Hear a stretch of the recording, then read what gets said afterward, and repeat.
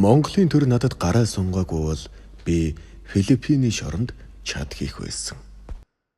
Монголоос гарснаас хойш 13 жил гадаадад амьдарсан Дэн хамрыг эрүүгийн цагдаагийн газар гадаад харилцааны яамны тусламжтайгаар эх оронд нь авчирсан юм. Тэрээр Филиппин улсад ажиллаж, амьдрахдаа эрхэн зөрчигдөж, хөдөлмөрийн мүжлэгт өртжээ. Бичиг баримтаа алдснаас хойш эх орондоо ирэх боломжгүй болж, олон жил харь оронд хүнд хөдөлмөр эрхэлсэн Дэн хамартай ярилцлаа. Гадаадад удаан хугацаанд амьдарсан тэрээр монгол хэлээр ярих нь тун тааруу байсан. Ингээд Дэн хамартай хийсэн ярилцлагыг та бүхэндээ хүргэе. Бичлэг эхлэхээс өмнө YouTube суваг дээрээ subscribe хийж, мөн бичлэг дээр нь лайк дараад үзээрэй. Хамтдаа бичлэг рүүгээ орцгоё. Та Монголоос хизээ гарсан бэ? Ямар учраас эх орондоо ирж чадахгүй төрсөн юм? Би Монгол улсаас 2001 оны 5 дугаар сард гарсан. Хэл сурах сонирхолтой байсан учраас Хонконгт очсон юм л да. Тэнд 1 жил амьдарсан. Амьдрах хугацаанд Филиппинд очиж суралцсангаа ажил хийх боломжтой юм байна гэж ойлгосон. Намайг тэндээс авч явсан хүмүүс чи бидэнтэй хамт яв. Филиппинд хямд үнээр суралцах боломжтой.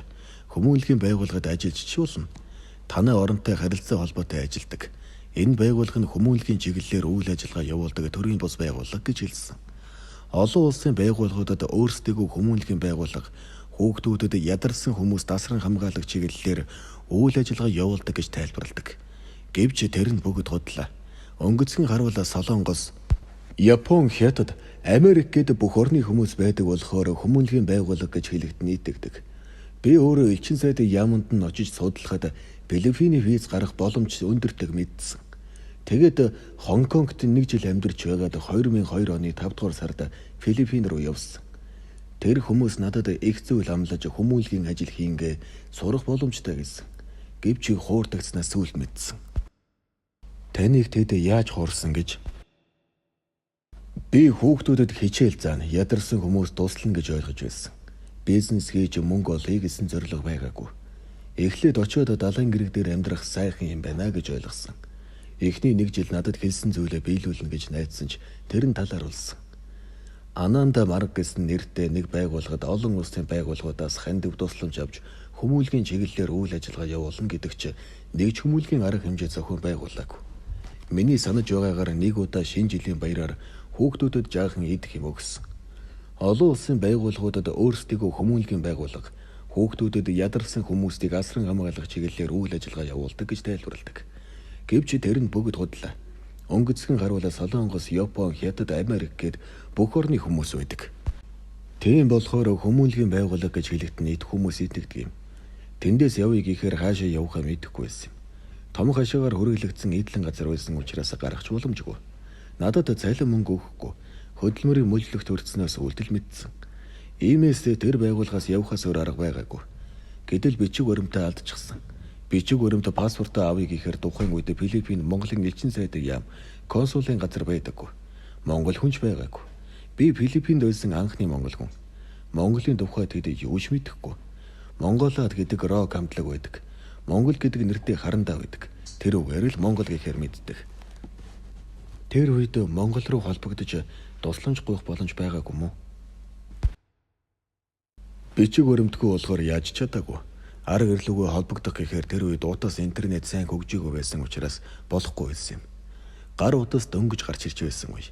Монгол руу залгахаар байна уу гэдэл тасарчдаг. Тэгээд Филиппинд янз бүрийн ажил хийж 2003-аас 9 оны хооронд хууль бусаар орон гэж амьдарсан. Бичиг баримтыг хуурамчаар хийгээд амьдрахаас өөр арга байгаагүй. Тоогоочор ажиллана, баяр ёслол, хурмын хөлийн авалтын үеэр тоогоочор ажилладаг байсан. Хууль бусаар амьдардаг болохоор нэг арал дээр олон жил амьдарч болдоггүй. Тиймээс 2009 онд Филиппинээс Малайз руу нэг удаа очиж үзсэн юм. Гэтэл телевизийн мэдээнээс Монголын нэг охин алагдсан гэж сонссон.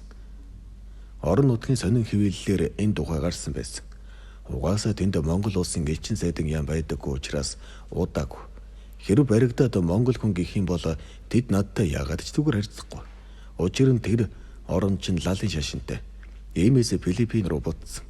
Филиппинд дахиж очиод гар утас, эд зүйл, газар гээд олон төрлийн бараа хөдөлталдаг компани ажилтнанд тусалж борлуулагт нь зуучлах болсон. Тэд Тэр орны хэлээр яг тухайн үндэсний иргэн шиг ярьж сурсан. Дээр нь англи хятад хэлээр ярина. Тиймээс халуун оронд амьдарч зугаалж байгаа хүмүүст хэрэгтэй барааг нь авахд нь тусалдаг байлаа. Энэ олон жилийн хугацаанд Монгол руугаа ирэх боломж байгаагүй мó? Явах сонирхол их байсан. Гэвч Бээжүүг оронд байхгүй учраас элчин сайдын яамд хандаж чадаагүй. Филиппин улстай хамгийн ойрхон Монголын элчин сайдын яам байдаг нь Австрали, Сингапур. Гэвч тийшээ очих боломжгүй. Энэ хоёр орны айл нэг рүү явъя гэхээр хууль бусаар амьдардаг учраас шууд баригдах байсан. Харин өнгөрсөн жилээр Сингапурын элчин сайдын яамнаас Филиппинд консулын газар байгуулж өргөмжөд консул томилсон юм билээ. Энэ тухай 12 дугаар сард л мэдсэн. Манай дүү надад хэлсэн юм. Тэгээд Монголын элчин сайдын яамнаас томилсон өргөмжөд консултай уулзсан. Монголын элчин сайдын яамнаас томилсон өргөмжөд консул нь Филиппин хүн. Тэгээд консул намайг хүлээн авч уулзаад чи манай улсад олон жил хууль бусаар амьдарсан байна. 2 жил зөвшөөрөлтөй амьдарч бусад үед нь цагаачлалын газар татвараа төлөөгүй байна гэдэг цагаачлалын саадуулах байранд хорьсон. Тэнд Филиппиний шорон ямар байдаг талаар сонсоход би айж үхэх шахсан л да. Хэрв Монголын төрийн байгууллагуудад туслаагүй бол би хууль бусаар амьдарсны төлөө насаараа Филиппиний шоронд ял идэх байлаа. Тэдний шорон гадаадын иргэдэд хамгийн хатуу гэж сонссон юм. Халуун орны шорон гянданд наад зах нь харангадаж өгнө. Хумхаа шар гих мэд халууны элдв өвчин их гардаг гэсэн. Ер нь л Филиппиний шоронгоос гадны иргэд амьд гарч байсан түүхгүй юм билээ. Энэ дашрамд залуусыг гадаадад ажиллаж суралцахаар явахдаа болгоомжтой хандхыг анхааруулж байна. Тус улсын анхны монгол хүн учраас намайг өршөөсөн. Улмаар Сингапур дахь Монголын элчин сайдны яамтай холбогдож гадаад харилцааны яам эрүүгийн цагдаагийн газраас надад дэмжлэг үзүүлэхээр Монголд ирсэн юм л да. Намайг эх орондоо ирэхэд тусалсан. Энэ завшааныг ашиглан Сингапур дахь Монголын элчин сайдын яам, гадаад харилцааны яам, эрүүгийн цагдаагийн газрын хамт олонд үнэхээр их талархал илэрхийлье. Олон жилийн дараа Монголд ирсэнтэй баяртай байна. Би хууль бусаар амьдарсныхаа төлөө бүх насаараа харийн хатуу чанга шоронд үхэх байсан юм. Филиппин улсад ажиллаж амьдрахдаа эрхэн зөрчигдөж, хөдөлмөрийн мөжлөгт өртсөн дэ инх амартай ярилцсан ярилцлага энэ хүрээд төгслөө. Хэрэв бичлэг таалагдсан бол YouTube сувгаа subscribe хийж мөн бичлэг дээрээ заавал лайк дараад үзээрэй.